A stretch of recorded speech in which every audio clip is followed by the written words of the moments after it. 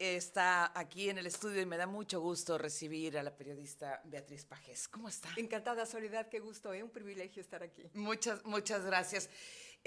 Caramba, hablar de Beatriz Pajés nos remite, y lo hago con emoción, al periodismo, a ese periodismo de aquellos años de don José Pajés Yergo y de toda esta parte, ahora sí que genética que trae Beatriz Pajés en las venas. Sí, así es, Soledad. Bueno, fue un periodismo efectivamente muy comprometido, que realmente hizo un punto y aparte en el periodismo nacional, porque pues realmente con la revista Siempre, que fue la que fundó mi padre, es que se abre esta posibilidad de hacer un periodismo plural, que en México no existía en este momento. Hoy todo el mundo habla de pluralidad, pero en ese momento el periodismo estaba cerrado y solamente podías hablar a favor del presidente y solamente podías tener una línea editorial, y lo que hizo la revista Siempre fue abrir sus páginas a todas las ideologías. Es la razón por la que Revista Siempre se convierte en un medio histórico, porque es vanguardista en ese terreno. Sí. Y a lo mejor doy un salto muy grande en el tiempo y para preguntarnos qué está pasando ahora. ¿Qué está pasando ahora con porque el asumir o el aceptar la crítica hacia el poder es algo que no se acepta todavía, o lo que es peor, es muy sancionado y cuestionado, y sobre todo demeritado el ejercicio periodístico desde la cúpula del poder, desde la mañanera, por ejemplo? Así es, Soledad, así es, Soledad. Yo creo que la libertad de expresión está pasando por los tiempos más oscuros desde hace mucho tiempo. Y efectivamente desde el poder, desde el púlpito presidencial, todos los días se nos descalifica, se crea un clima hostil en contra del ejercicio periodístico y de periodistas. Y creo que esto, en un momento en que el país tiene tanta violencia, me parece que esto es muy adverso para ejercer de manera libre y garantizar la seguridad del periodismo, ¿no? Tan es así que, bueno, pues llevamos, cuanto menos en estos pocos meses que ha iniciado el año, son ya 7 asesinatos de reporteros, tenemos activistas de derechos humanos también asesinados, y el tema es que hay un presidente de la República que no entiende que no debe de favorecer este clima de inseguridad. Bueno, ¿te acuerdas que se lo dijo el Parlamento Europeo? Claro. El Parlamento Europeo, en un comunicado y en una recomendación muy específica, le pidió expresamente al presidente López Obrador evitar ese tipo de discurso en contra de la prensa, porque propiciaba esta atmósfera de impunidad por parte de aquellos que no les gusta el periodismo libre, y además, bueno, facilita mucho el que los periodistas nos convertamos en un objetivo. Y usted hizo una crítica puntual a la reacción del presidente en ese sentido, sobre ese tema. Sí, sin duda. Yo creo, Soledad, que tenemos que defender sobre todo a los periodistas. Lo que más nos interesa es que haya libertad de expresión, y creo que no podemos claudicar en ese sentido. Y bueno, y el tema es que creo que lo peor de todo es que se cree que esto es una posición de estar por estar en contra del presidente o del gobierno, y de lo que se trata es de garantizar una libertad tan importante, porque si tú no tienes libertad de conciencia y si no tienes libertad de expresión, después ya no tienes las otras libertades, la libertad política, la libertad democrática, la libertad de asociación. Yo reflexionaba hace unos días en mi columna en Opinión 51, cómo de alguna manera lo que el presidente ha buscado a través de muchos senderos es curarse en salud. Y por eso, desde el inicio de su gobierno, creo que se empeñó y ha continuado en esa dinámica de desmeritar el trabajo, de desacreditar al mensajero, para que cuando la contundencia de los hechos y que se demuestre con documentos y demás cómo está fallando, pues ya está desacreditado el mensajero y la opinión pública no le hace mucho caso. Es correcto, tiene toda la razón, porque evidentemente de lo que trata de decir es que el tema de la casa gris, las casas que ocupó el hijo, si lo dice determinado periodista está desacreditado, entonces no le crean. Y obviamente él seguramente está mirando hacia el futuro, porque lo que viene seguramente va a haber escándalos mayores en el tema de corrupción que van a tener que estar relacionados con su familia y con su círculo más cercano dentro del gobierno. ¿Qué hacer en este escenario, Beatriz? Seguir hablando, Soledad, seguir defendiendo lo que tenemos que defender, que es la libertad. No nos queda otra, o la otra es simple y sencillamente claudicar, pero creo que en el momento en que un periodista claudique a la responsabilidad ética, moral, de profesión que tiene de estar escribiendo y tener este compromiso con la verdad, en el momento en que dejes de hacerlo, en ese momento dejas de existir como periodista. Hay un tema que me preocupa sin duda porque yo lo veo con mis alumnos de la universidad, los estudiantes de Ciencias de la Comunicación, en este caso de la Universidad de Sonora, que expresan preocupación y temor para ejercer el periodismo. Tuvimos un panel hace unos días aquí en TVD y nos preguntaban cómo motivar a las nuevas generaciones para que en este clima de descrédito a la profesión y de inseguridad para el ejercicio periodístico se animen a trabajar de periodistas. Bueno, es muy curiosa esa contradicción porque vaya que en las redes los jóvenes están muy activos. Claro que muchas veces no como quisiéramos, porque aquí traemos también en las redes un problema de crisis de contenidos, donde el joven muchas veces utiliza las redes para decir cosas tanto cuanto frívolas o a lo mejor para crear violencia a través de las redes o para insultar. Aquí el tema es que los jóvenes utilizaran precisamente estos importantísimos instrumentos de comunicación para cambiar la realidad. Eso sería lo interesante, para que se comprometieran a combatir los grandes problemas que aquejan en este momento, para hacer una crítica responsable a la autoridad y para convertirse en verdaderos líderes sociales. Creo que en ese sentido es que tendríamos que animar a la juventud a convertirse cada uno de ellos en esta especie de reportero que te permite ahora un celular, ¿no? Beatriz, viene la revocación del mandato. Sí.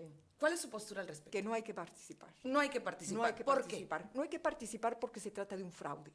Se trata de una trampa de principio a fin. Se trata de un gobierno y sobre todo de un presidente que ha violado la Constitución, que ha violado las leyes electorales de principio a fin para imponer por decretazo una consulta de revocación, donde él lo que quiere es movilizar a toda la estructura de su partido político, utilizar todos los recursos como los está utilizando para hacer propaganda con la idea de reposicionarse de cara a las elecciones que vienen y sobre todo para el 24. Tener nuevamente la legitimidad necesaria para impulsar y convertirse en el principal promotor de quien vaya a sucederlo.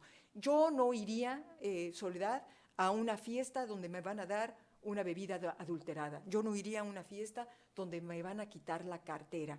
Y eso es exactamente de lo que se ha tratado todo este proceso de revocación, que además lo ha utilizado para hacer campaña en contra del Instituto Nacional Electoral. Entonces, creo que por todas esas razones y porque además creo que en este caso la abstención es un acto de democracia, en este caso en específico.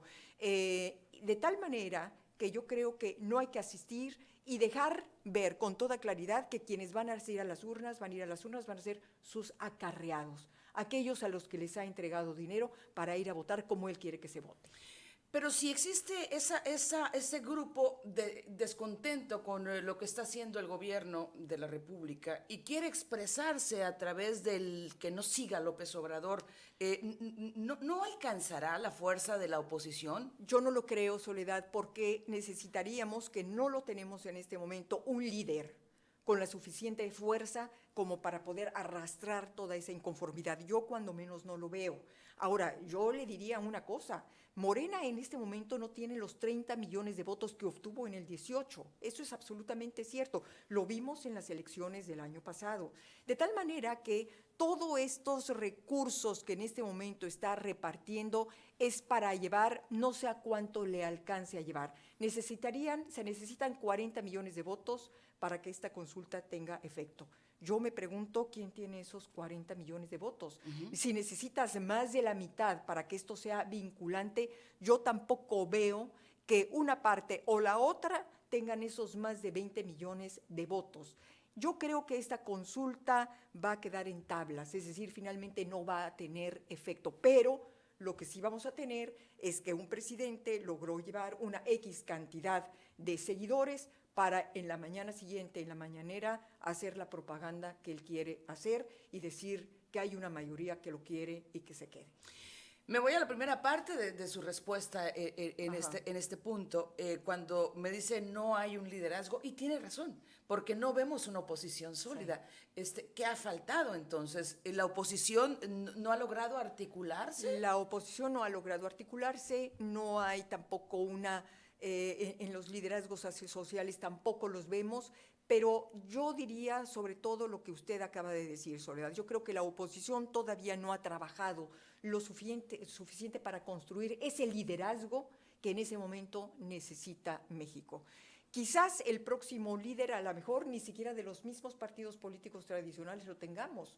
Habrá que voltear a ver precisamente a la parte social, pero ahí tampoco, cuando menos en este momento, pues no vemos a nadie con esa suficiente fuerza, porque hay una cosa: el próximo candidato a la presidencia de la República va a volver a ser Andrés Manuel López Obrador, aunque tenga el membrete de Claudia Sheinbaum o que tenga el membrete de cualquier otro.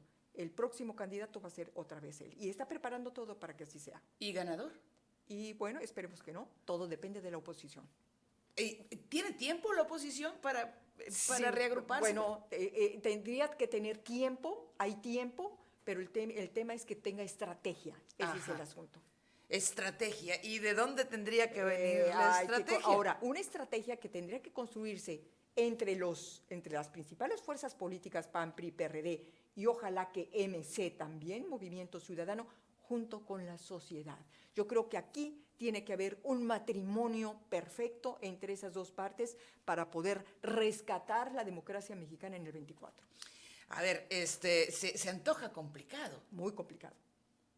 ¿Qué tendrá que pasar entonces? Bueno, yo creo que lo que tiene que hacer la oposición es capitalizar toda esta debacle y todo este fracaso del gobierno federal en todos los ámbitos, porque el tema es que ninguno de los partidos políticos ha tenido la sabiduría, la inteligencia, la destreza de capitalizar todo esto que nos está aquejando. Es un país destrozado, instituciones destrozadas, economía destrozada, la salud. Oiga, el país está lleno de víctimas. Es decir, simple y sencillamente lo que dejó la cantidad de huérfanos y de viudas que dejó la pandemia por una pandemia mal manejada. La pregunta es, ¿quién está capitalizando todo esto? Todo eso, Soledad, todo eso, que hay material de sobra, los partidos políticos tienen que utilizarlo para construir esa estrategia. Bien, ahora, dígame, viene Beatriz, es que viene Beatriz para un evento más al rato y aprovechamos, y qué bueno que se pudo dar la oportunidad de que estuviera aquí en el estudio.